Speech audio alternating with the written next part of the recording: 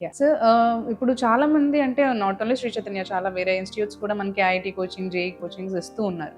So, ఒక student గాని, లేదంటే పేరెంట్ గాని ఈ శ్రీ చైతన్యాని పర్టిక్యులర్‌గా మనం తీసుకోవాలి అనంటే, శ్రీ చైతన్య ఇకో సిస్టమ్‌ని డిఫరెంట్‌గా వాళ్ళు చూడాలి అనంటే ఏం చెప్తారు అసలు? ఎందుకంటే చాలా మందికి ఉండే అపోహ ఏంటంటే ప్రతి స్కూల్ వాళ్ళు ఫండమెంటల్స్ నేర్పాలి, స్టూడెంట్స్కి ఫండమెంటల్స్ చాలా అవసరం. ఏంటి ఫండమెంటల్స్? బేసికల్గా చాలా మందికి తెలియని విషయమే.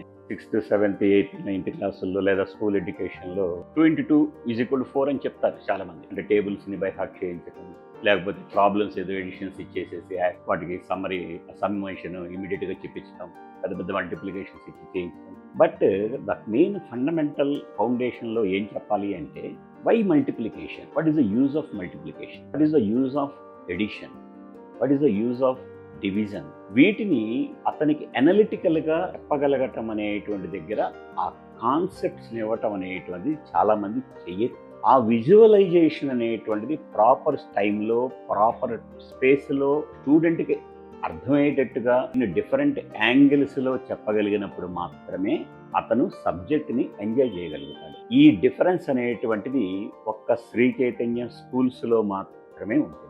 మిగతా స్కూల్స్ విషయం వచ్చేటప్పటికి నా నాలెడ్జ్లో, నేను వాళ్ళని తప్పుపట్టడం లేదు కానీ అలా ఉండదు. జనరల్గా ఏదో ఫార్ములాస్ని బై హార్ట్ చేయించటము, ఆ ఫార్ములాస్ కింద 4-5 లెక్కలు చేయించటము, జనరల్ ఈ ఓరియంటేషన్తో వెళదాం. That is wrong. ప్రతి ఫార్ములా వెనకాల రీజన్ ఏంటి, అది ఎప్పుడు వాడాలి, ఎక్కడ వాడాలి, ఎలా వాడాలి, దాన్ని ఎలా చూడాలి, దాని వెనకాల ఉన్నటువంటి ఇన్ఫర్మేషన్ ఏమిటి, కరెక్ట్గా తెలియటం అనేది ఈ ఫౌండేషన్లో ఆ కాన్సెప్ట్స్ని నేర్పటం. పర్పస్ని క్లియర్గా చెప్పగలిగినప్పుడు మాత్రమే అది స్టూడెంట్ మైండ్లో ఎక్కుతుంది.